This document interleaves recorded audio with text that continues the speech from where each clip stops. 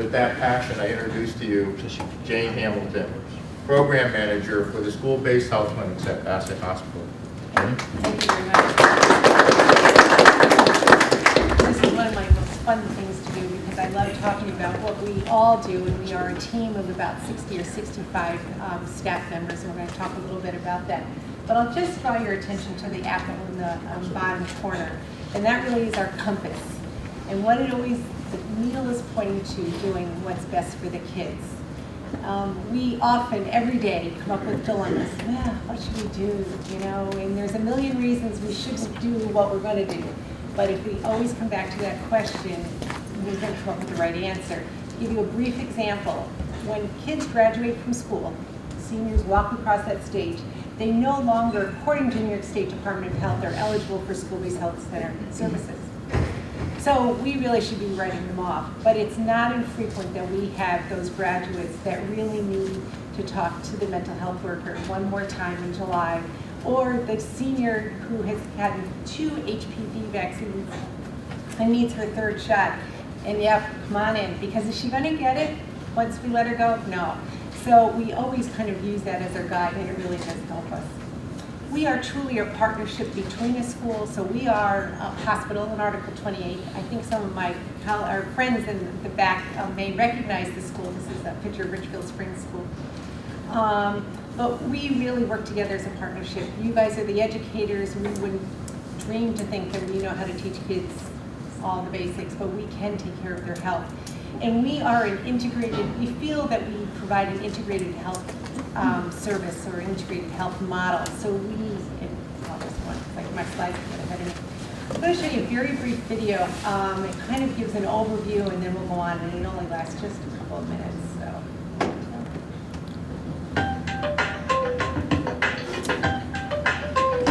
Imagine healthcare for all children when they need it, right where they are.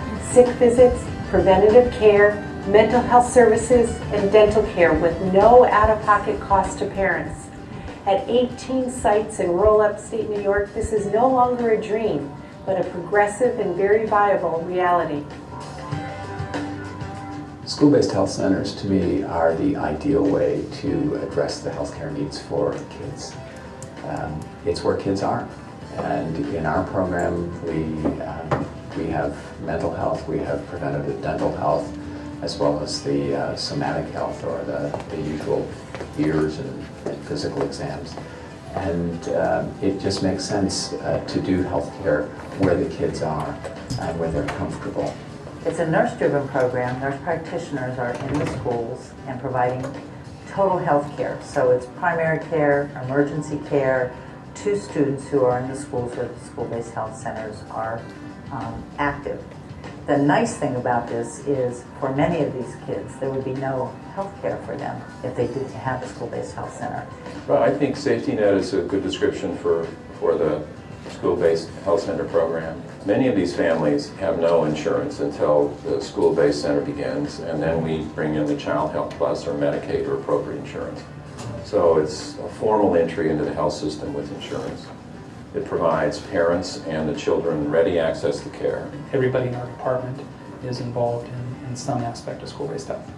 So the standard the department holds is that the care in the school-based health centers is at the same level or better than what you would get at a pediatrician's office if you were visiting them in the traditional sense. It's very coordinated and accessible. We've been able to build a program that's sustainable and in a difficult climate. We could see a child for an earache, then we may see a child for physical, and then we may see a child who had a very bad day at school, possibly been in a fight with one of their peers, did not pass a test, and just want somebody to talk with. Our hours are accessible. We are open to see the families when they bring their kids to school. We're really open to the families, after school. How do children learn when their teeth are hurting, or if they have any other illness that they could go to the health zone and get care about? So I just think that the benefits for children are phenomenal. And the team extends beyond just what's in the clinic. It's also what resources we have in the school. So it may be the speech pathologist, it may be the Committee on Special Education, and the school nurse. So it's really a team approach. They do the physicals that I need, they can do immunizations, and they do sick visits, which is one of the best things. It's wonderful because the parents don't have to leave work if they want their child just seen, because we can take them out of their class. Or the parent can come in when the child has an appointment. Same thing when they have physicals or immunizations. The wonderful part of having the health zone is I feel like I can rely on them. I have 2 children that have asthma, and they haven't had to miss any school due to school-based health. If they're having any difficulty with allergies or they're having any difficulty with their breathing, they go in, they see Sonia McCann over in Cooperstown, and she'll call me up and say, this is what I've done. I've prescribed Connor to start with his Flovent, or Katie to start with her Pulmicort, and we go home at the end of the day, we start all the medications, and they haven't missed any school. If children are getting mental health services in school, we may be preventing more serious mental health problems in adulthood.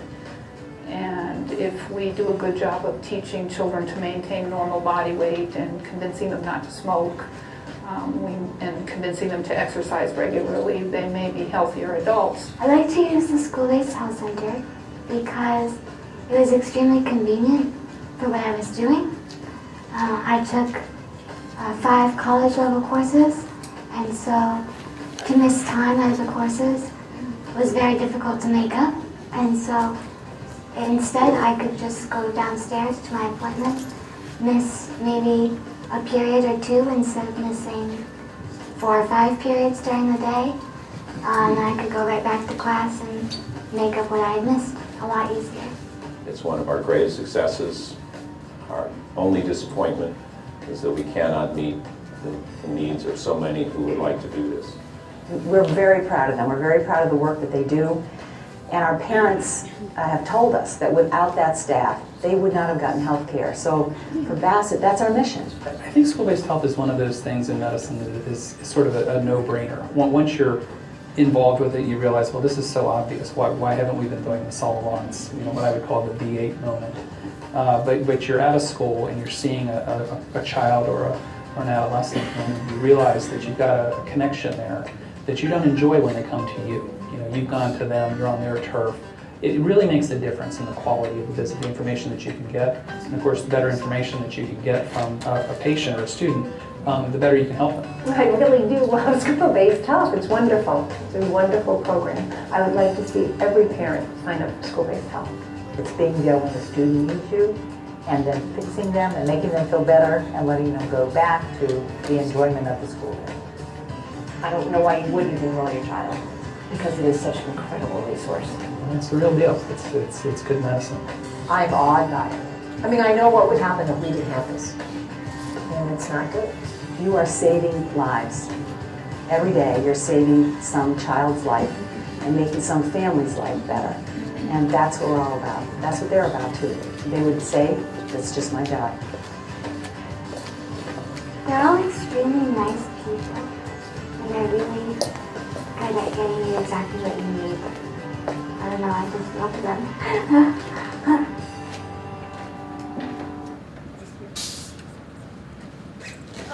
To give you some perspective, and I'm not, could I just ask, is there anybody here from a school with a school assessment?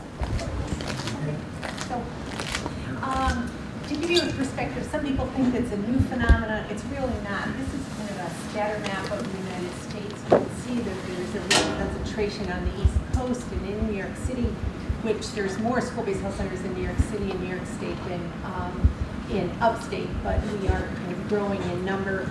I think as of today, there's about 211 school-based health centers in New York State.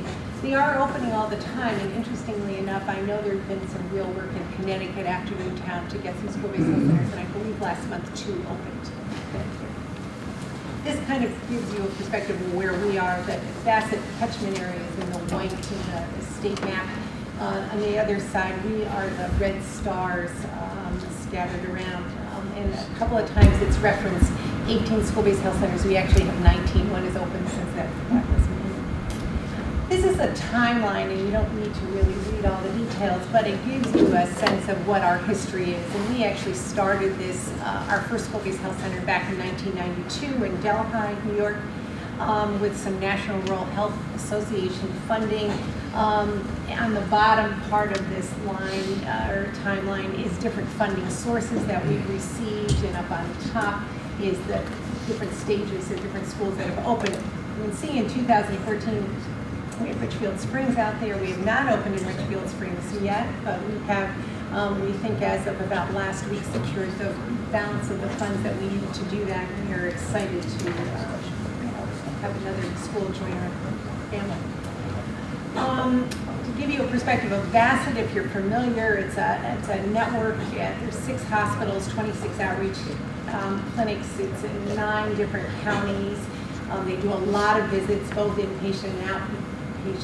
Last year, we in the 19 school-based health centers had 32 or a little more than 32,000 visits. 30% of those are mental health visits, and 10% of those are for dental.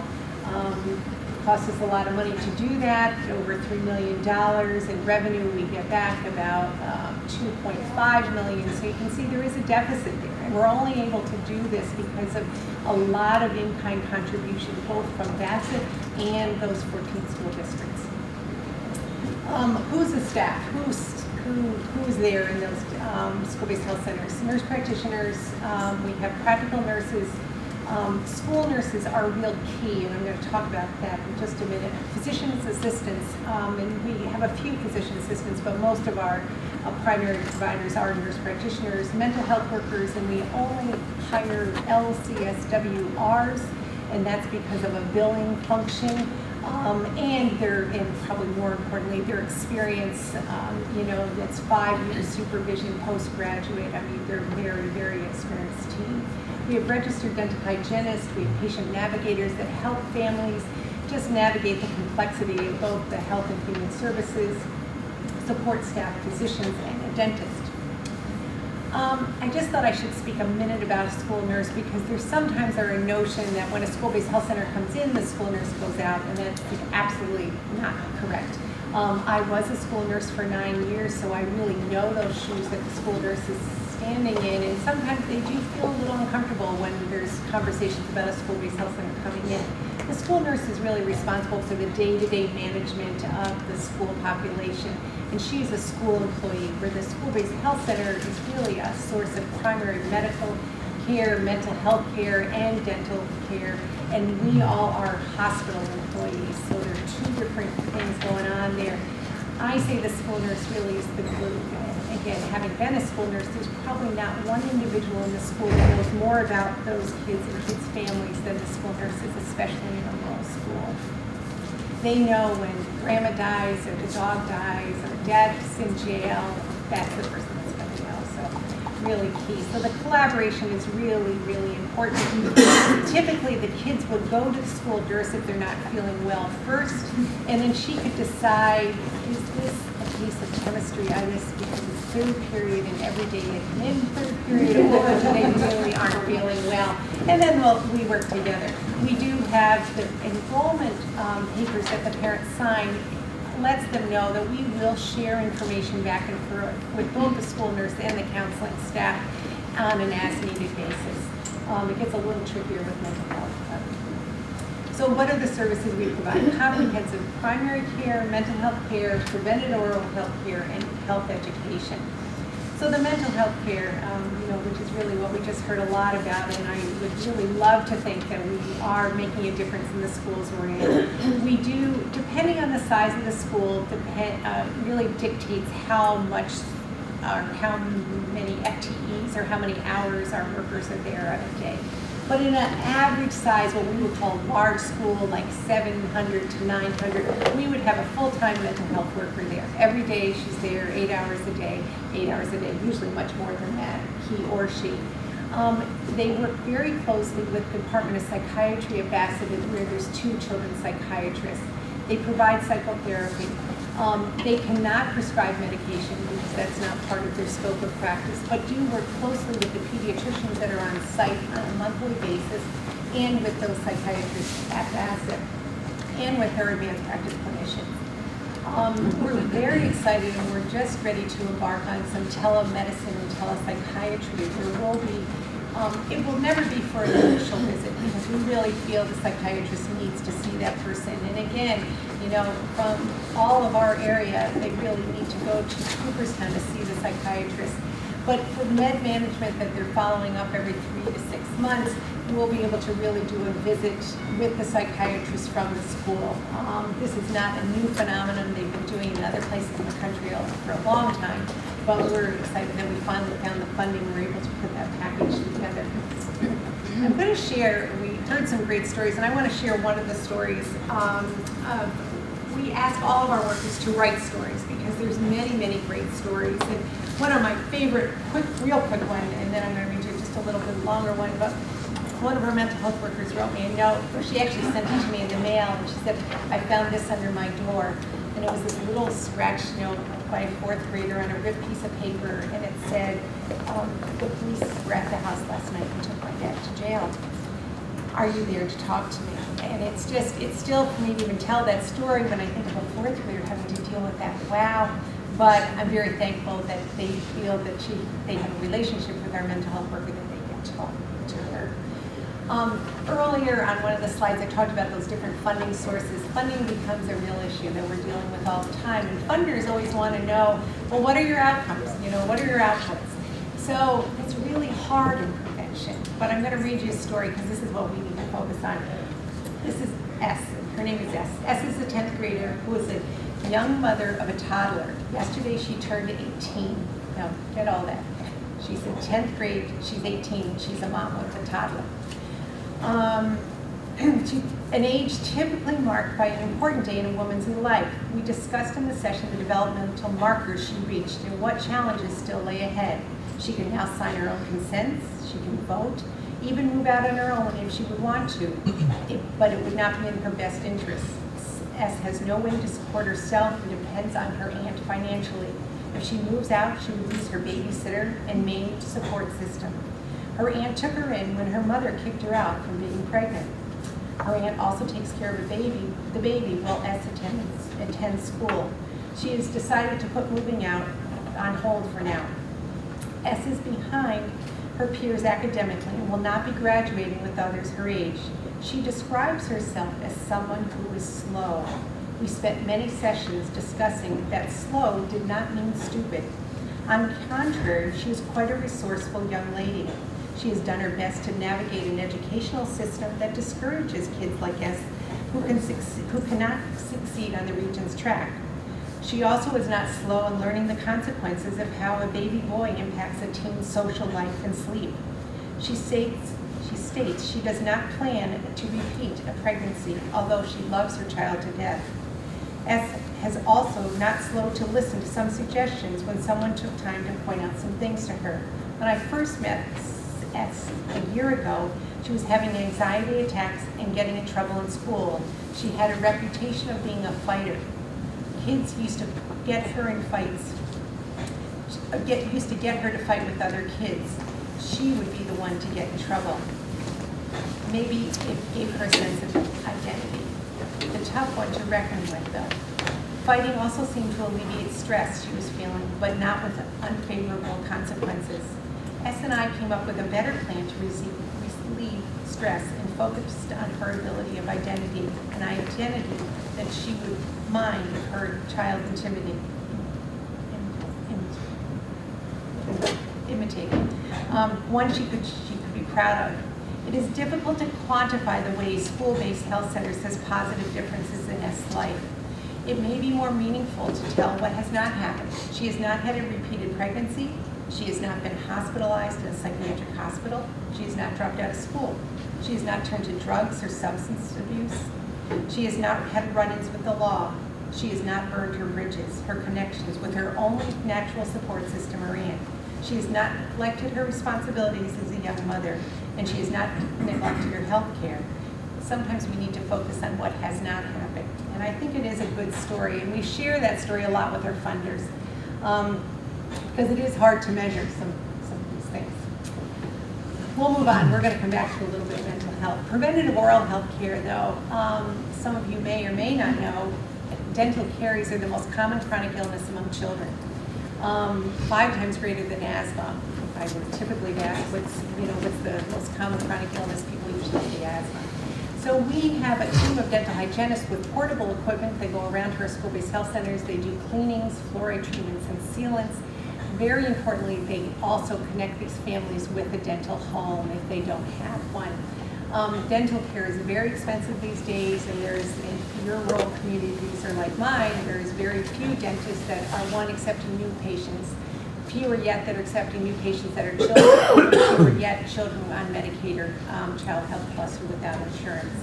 And we know kids when their teeth are hurting are going to have a hard time to learn. We have had a wonderful development in our program is that we've just hired our first dentist, and with a grant we have from HRSA, we're providing restorative health services. So we actually, even though the dentist hates it when I say this, we're drilling and filling now. So we're really taking care of it too. We do a lot of health education. You can see the walls and every room that we're kind of showing you here is full of different things. We in no way take over health education in the school, but we feel that we can help enrich it. We have a lot of resources that the school health program may not have, and we work together with them. The comprehensive primary care is probably what people think of first when they think of a school-based health center. We're going to go through these acute care, and it's, the sore throats, the ear infections, the sprained ankles, and we can do it right there, because we are right there, and we can do it the same day. If a mom calls and says, Susan's not feeling well, actually doesn't feel well enough to come to school, but could I bring her in? The answer is always yes, and it's usually, would 8:15 be okay, or 9, whatever is good for you. It's always the same day appointment. We do manage chronic care illnesses, asthma probably being the most common aside from the dental. We do help co-manage ADHD. Obesity is really a big deal in the more ways than one. And we spend a lot of time with children that are at risk or have high BMIs. Kids with really complex diseases like diabetes, typically they have an endocrinologist they're seeing, but we can support them. We can still give the kids their flu shots, we can still take care of their sore throats, but actually managing their diabetes is usually left to the specialist. Comprehensive physical exam is probably the most important thing we do for a multitude of reasons. One is we really do a comprehensive physical exam. Kids are used to having a school physical, and a school physical probably lasts 5 minutes maybe. These are going to last 45 minutes to an hour. They fill out a variety of different surveys about their health. We do a depression screen on every adolescent that we see. We actually are having them to fill out a tool about their substance abuse. So then we evaluate that and we talk about that. We make appropriate referrals. We do a lot of anticipatory guidance. The bottom line is, and one of the battles I'm dealing with now is, and this is poetic, we would never think of doing a physical without listening to a kid's heart. And that's great. But you know what? Kids' hearts are fine. They are really healthy. There's very, very few. And yep, we all know somebody that's a heart murmur, and most of them will be fine. But we really need to talk about what's going on in their head, what's going on in their mouth. Those are the issues we really need to talk to. And I think our team really does do that. They really do understand that. With this, we do become the school doc if we become a partner with the school. So there isn't a school doc coming in any longer, whether we had a nurse practitioner or physician assistant. We do school physicals, sports physicals. We do them, but they all are comprehensive physical exams. So they're all going to get all of that. At the end of all that, appropriate referrals are made. And we just recently had one of our nurse practitioners have an adolescent young lady come in that she knew, she saw her, and all of a sudden she looked different. Things did not look good. She did the physical, she did the depression screen, red flags, off the chart. And most times it's fine, but this was, so Terry, our nurse practitioner, just walked across the hall to Ann, our mental health worker, and said, you've got to see her today. Well, Ann did see her today. They connected in with the superintendent. She was taking a crisis, and then she was admitted for 2 weeks in a psychiatric hospital. Kind of a sad story, but a happy story, because everybody on the team really felt they're not sure they would have seen her in 2 weeks if she hadn't gotten that care at that time.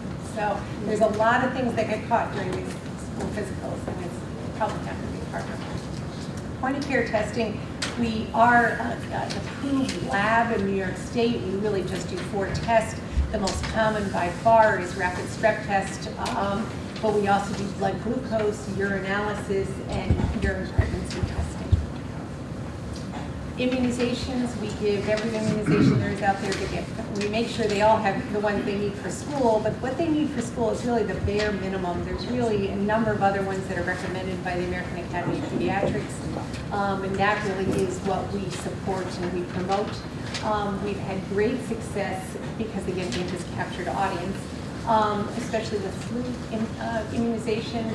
Last year we did our own study, which has actually been presented at a number of national meetings, but with kids with asthma, we were actually able to immunize 84% of those. The national average is about 40%. You know, if anybody gets the flu these days, they really are going to be quite ill. We actually had a teacher in one of our schools earlier this year die from the flu.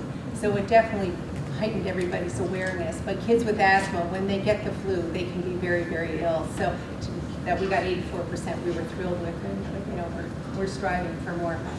Reproductive health care, it's the one everybody starts kind of shuffling in the chairs, and we are taking care of adolescents, and we would be totally irresponsible if we just neglected reproductive health care. So we do take care of kids' reproductive health needs. It is not a big part of what we do. When we do the statistics, probably about 2% of our visits are strictly for reproductive health care, although I have to tell you, during the comprehensive physical exam, we talk about sex, drugs, and rock and roll. And again, as treating adolescents, if we didn't do that, we would be irresponsible.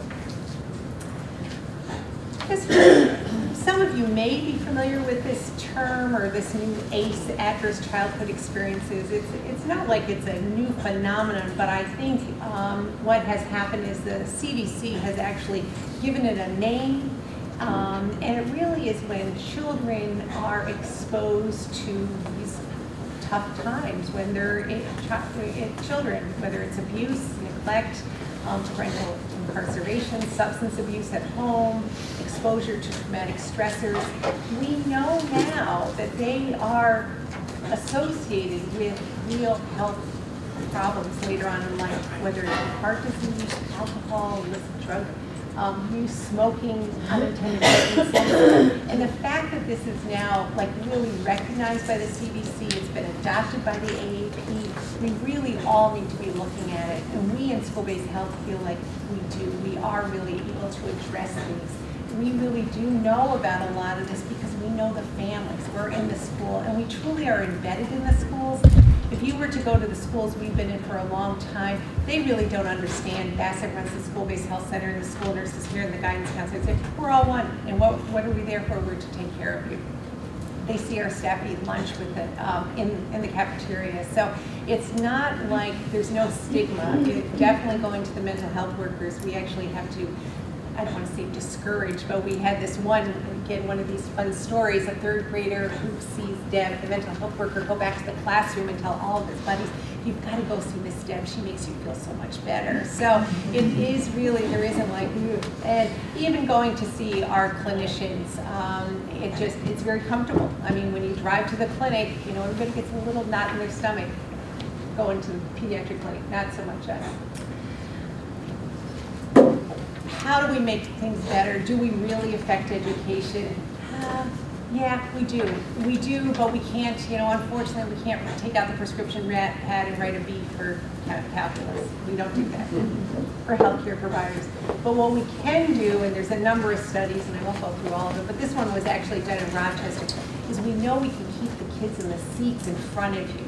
And we can hopefully keep them there so they're ready to learn. They're well. Their teeth aren't hurting.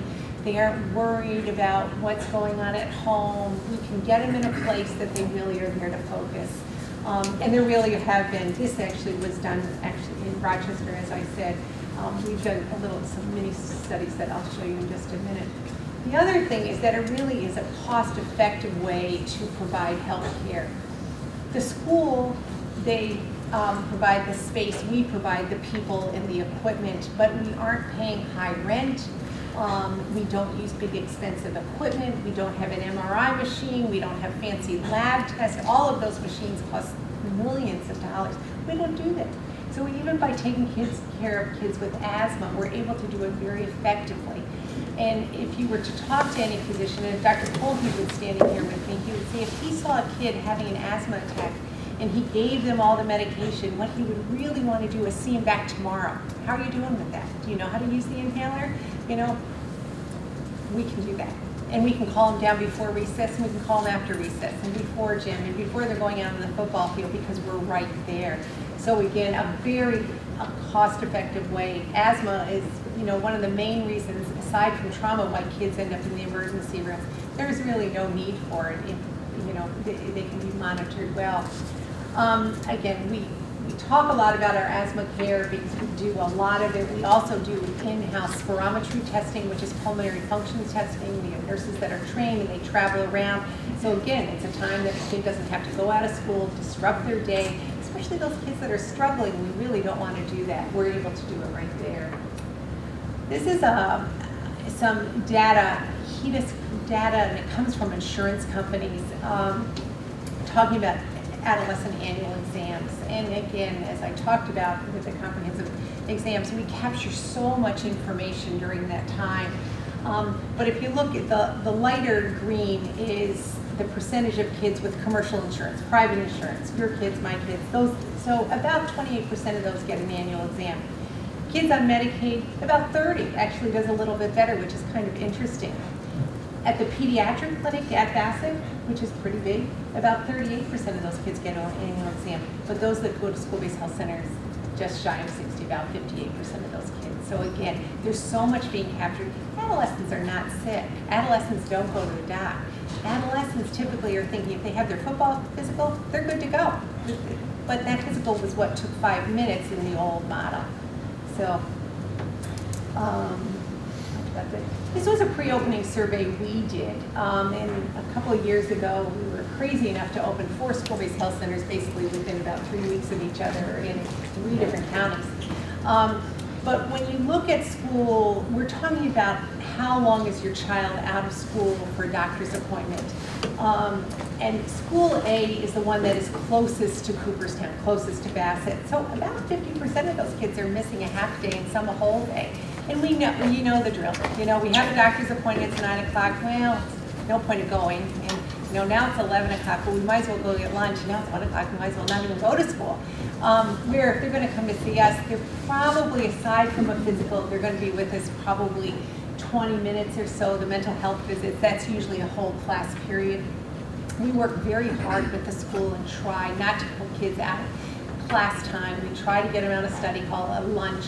I used to say we try to get them out of PE, but we don't try to do that anymore. We really think that's an important time for them to get to be active. So we try to work around their schedule. We definitely see plenty of kids at 7, 7:30, quarter of 8 in the morning before classes start, and our day really doesn't end until 4:30. So many of our, again, our mental health workers will see kids after class, not to be too disruptive. The cost, what does it cost? Typically the costs are, about 5% of the cost are really those fixed one-time expenses. It's the exam tables, the diagnostic set, so lots of computers. We are an electronic medical record just like Bassett. The medical side has been like that for the past 2 years. Mental health or psychiatry just went live with the electronic record just in the past month. Just for those that are concerned, they do not cross over. There's very strong firewalls. We cannot see what the mental health workers are writing. They can see what's happening on the medical side though. But we have a lot of team conferences, so that isn't too big of a problem. There's about another 5% that we just have to buy, you know, the cotton balls and the syringes and the basic stuff. Really 90% of the expense is for the staff. And 90% of that staff is the on-site staff. There is about 10% that pays me and pays some of Dr. Colby's money, and we're just a necessary evil. But you know, it is really all about the staff. Funding, we get it from all over the place, anywhere we can. About 50% of our funding comes from insurance that we bill. So if they have insurance, we'll bill their insurance. But if they don't have insurance, it doesn't matter. They're going to get the same care, but we're going to work hard to get them insurance. We have facilitated enrollers, or thinking a different name now with the new marketplace. We know children with health insurance are going to get better health care. you know, one of their biggest challenges is actually many insurances have very particular rules or peculiar rules about the mental health services, you know, limited visits, they get 12 visits a year, 14 visits a year. That's fine, but if we need to see them weekly, we see them weekly, and we just don't get paid. A lot of governmental funding, both HRSA and New York State. New York State is our major funder. Foundations, both large foundations, regional and some local, you know, it may even be, I think we talk about it a little later on, you know, the local Kiwanis or Rotary, you know, and they may be able to contribute $2,000. Well, $2,000 is a computer or an exam table or whatever we need.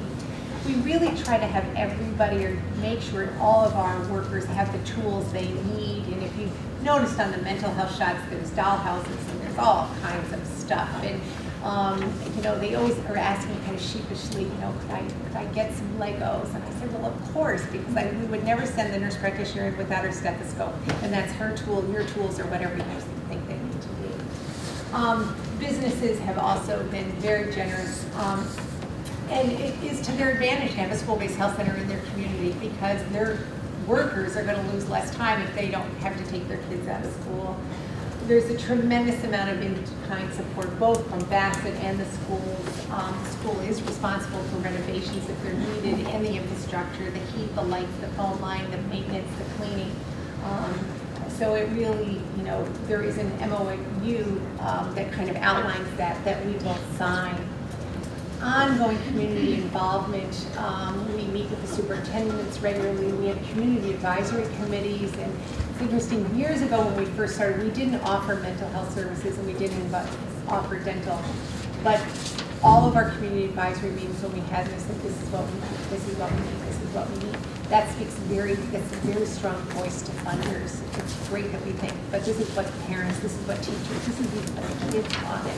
And so we've been able to get more and more funding. The local community chest, I spoke of that. We frequently kind of give this or some sort of spiel to Kiwanis, Rotary, anybody who will listen to us.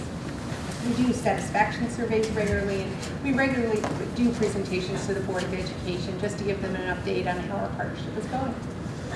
A lot of advocacy work, and it really is important because there's many people out there with many great causes, but if we're not out there telling our story, everybody else is going to get the piece of the pie.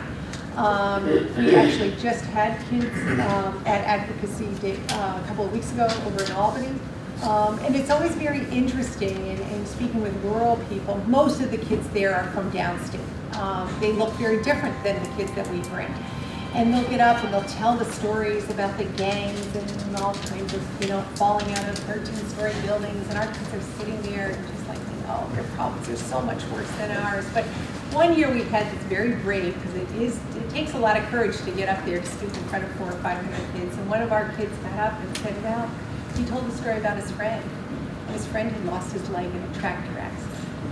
Well, you could have heard a pin drop, and then we had all these downstaters come to us literally. They didn't even know what a tractor was or what a kid would be doing with a tractor. So the illustration was to our kids, it's not that their problems are worse or ours are worse, they're just a little different. But we all have we all share a lot of the same struggles.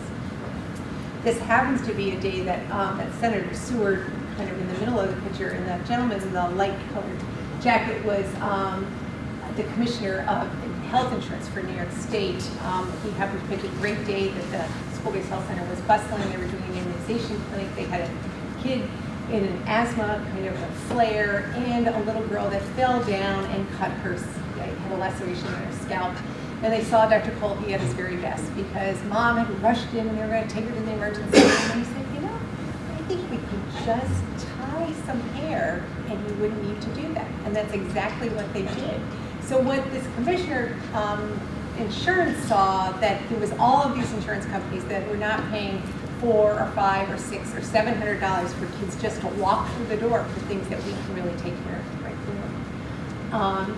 And Bassett does have a crisis center in their emergency department. It is very, very busy. We just got some data though recently, and that fortunately, and we hate to see any young person end up in the crisis center, but there are fewer kids that come from schools with school-based health centers than other schools. I think it just reaffirms what we think we know, but it is nice to kind of see the information. Gave you a lot of information. I'd love to answer any questions. I would say if anybody is interested in a school-based health center, the best thing to do is find one close by and go visit or give somebody a call in another school. We love it, we talk about it, I talk about it, it's my life, but you really need to hear it from people that are living it. That's it.